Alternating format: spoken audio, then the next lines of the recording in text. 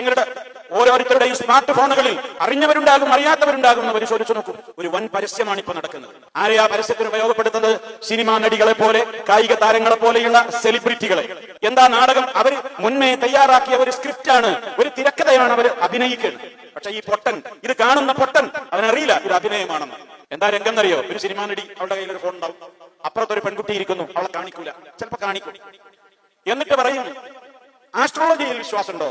അപ്പൊ എനിക്ക് ഈ ആസ്ട്രോളജിയിലൊന്നും അങ്ങനെ വിശ്വാസമല്ല, അതൊക്കെ അന്ധവിശ്വാസമാണ്, അങ്ങനത്തെ കാര്യങ്ങളിലൊന്നും എനിക്ക് താല്പര്യമില്ല. ഉടനെ ഇവൾ ഇടപെടും, സെലിബ്രിറ്റി. എന്നിട്ട് പറയും ഓക്കെ, ഞാൻ നിങ്ങൾക്ക് ആപ്പ് പരിചയപ്പെടുത്തുന്നു, ഇതിൽ നിങ്ങൾ നിങ്ങളുടെ DOB ഒന്ന് ഇപ്പൊ നടിക്കണം, ഡേറ്റ് ഓഫ് ബർത്ത്, ജനനത്തീയതി ഒന്ന് ഇതിൽ രേഖപ്പെടുത്തണം.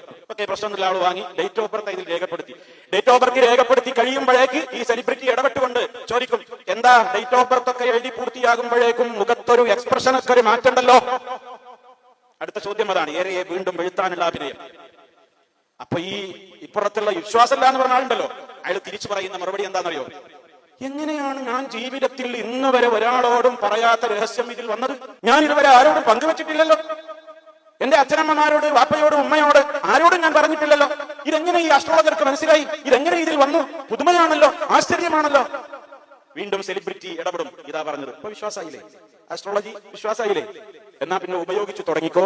ഇതിന്റെ ഒരു പ്രത്യേകതയുണ്ട്, ആദ്യത്തെ ചാറ്റിങ്ങും ആദ്യത്തെ കോളിങ്ങും ഫ്രീ ആണ്. ആദ്യത്തെ കോൾ നടത്തും, നമ്മളൊരു പരിശോധനാർത്ഥം ഞാൻ എന്റെ ഡേറ്റ് ഓഫ് ബർത്ത് അടിച്ചു കൊടുത്തിട്ട് എന്റെ ഭാവിയെ കുറിച്ചാണ് എനിക്ക് അറിയേണ്ടത്. അപ്പൊ എന്നെ പേടിപ്പിക്കുന്ന ഒരു ന്യൂസും തരും.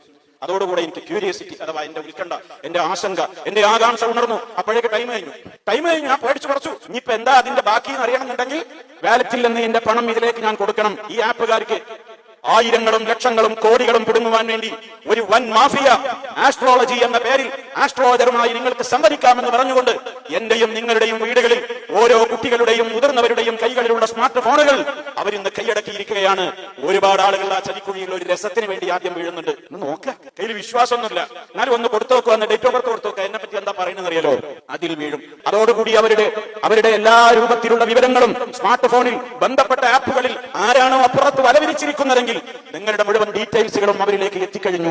അവിടെ മുതൽക്ക് ഇനി നിങ്ങളെ വേട്ടയാടുകയാണ്. കോടികളാണ് ഈ മേഖലയിൽ നിന്ന് സമ്പാദിക്കുന്നത്. ജ്യോതിഷം അത് സൈബർ മേഖലയിൽ പിടിമുറുക്കിയിട്ട് ആരും അറിയാതെ മറ്റൊരാരുടെയെങ്കിലും ഒക്കെ അടുത്ത് പോകുമ്പോ ജ്യോത്സ്യന്മാരുടെയോ തങ്ങന്മാരുടെയോ ബീവിമാരുടെയോ ജിന്നമ്മമാരുടെയോ ഒക്കെ മുമ്പിൽ പോയിട്ട് തന്റെ പ്രശ്നം, കുടുംബ പ്രശ്നമോ രോഗവും കടമൊക്കെ പറയുമ്പോ ആരെങ്കിലും കാണൂലേ എന്ന് പേടിച്ചിട്ട് ആളുകൾ പോകാത്തത്.